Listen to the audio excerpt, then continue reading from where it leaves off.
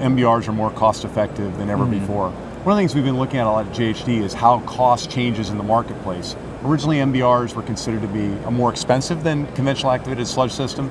A lot of that was the need to keep the membranes from fouling. So now we're seeing new cleaning regimes that require less chemicals, less frequent chemical cleaning. The big change, though, has been a change in diffuser technology and aeration that's using less energy to keep the membranes clean, and that's been a big change.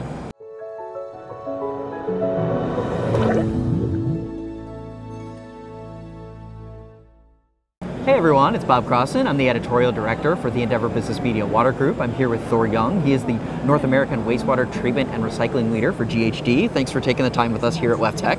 Well, happy to be here. Yeah, so I wanted to talk to you about MBRs. You had a presentation on MBRs. Could you explain to people kind of what that is to start with, and we'll talk a little bit about your presentation after.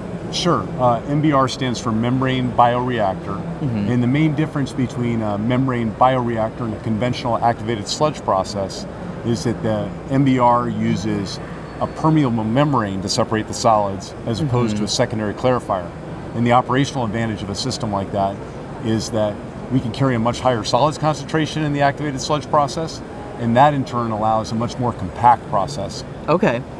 So what historically have been some of the cost burdens that have been associated with MBRs? I know this was part of your presentation about how it's becoming a little more cost effective. Right. My presentation was called MBRs are more cost effective than ever before. One of the things we've been looking at a lot at GHD is how cost changes in the marketplace. Originally, MBRs were considered to be more expensive than conventional activated sludge system. A lot of that was the need to keep the membranes from fouling. So there was a high energy use and a high chemical use to keep those membranes from fouling. And even then, it was perceived that the life of the membranes was less than the life of some of the other mechanical and electrical components at the plant, so they would have to be replaced more frequently.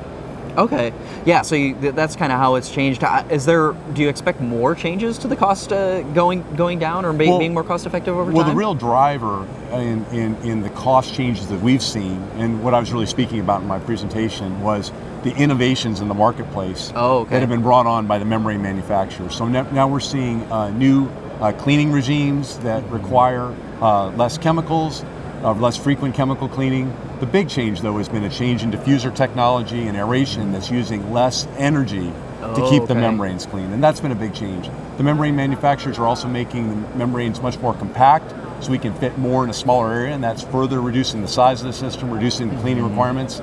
And lastly, we're seeing the membranes are lasting a lot longer than previously believed.